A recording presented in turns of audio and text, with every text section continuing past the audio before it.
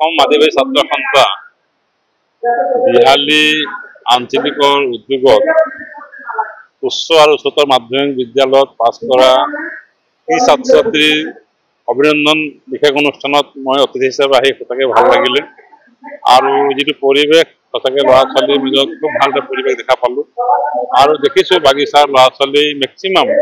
উচ্চতৰ মাধ্যমিক বিদ্যালয় উচ্চ মাধ্যমিক প্ৰায় 10 গৰাকী ল'ৰা ছোৱালী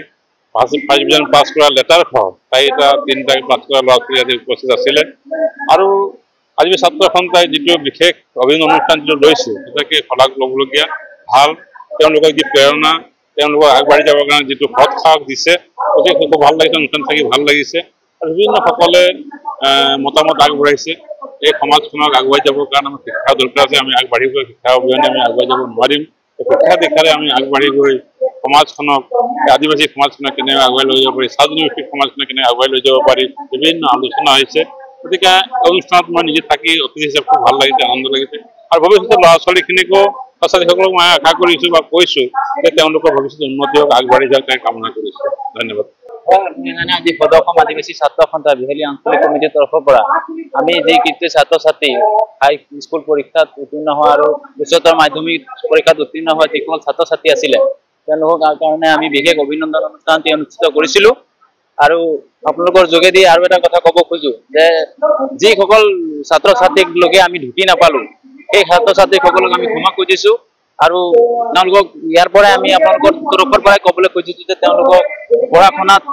গুৰুত্ব দিয়ক যাতে পঢ়া শুনাৰ যোগেদি আমাৰ ভৱিষ্যত আমি নিৰ্মাণ কৰিব পাৰিম এইটোৱেই আমাৰ বিকল্প আমাৰ জাতিটো এনেও বহুত পিছ পৰি আছে গতিকে পঢ়াটো আমাৰ কাৰণে বহুত ইম্পৰ্টেণ্ট গতিকে আমি আজি এই সভাখন এই বিশেষ সভাখন এইকাৰণে অনুষ্ঠিত কৰিছিলোঁ যাতে এই উঠি অহা ল'ৰা ছোৱালীসকলে ভৱিষ্যত যাতে উজ্জ্বল হওক আৰু তেওঁলোকক এক সাহস আৰু উদ্দীপনা জগাবৰ কাৰণে আজি আমি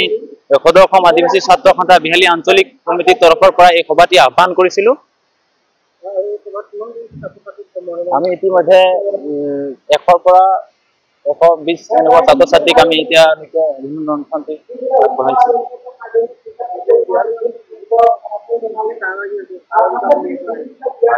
হয় অকল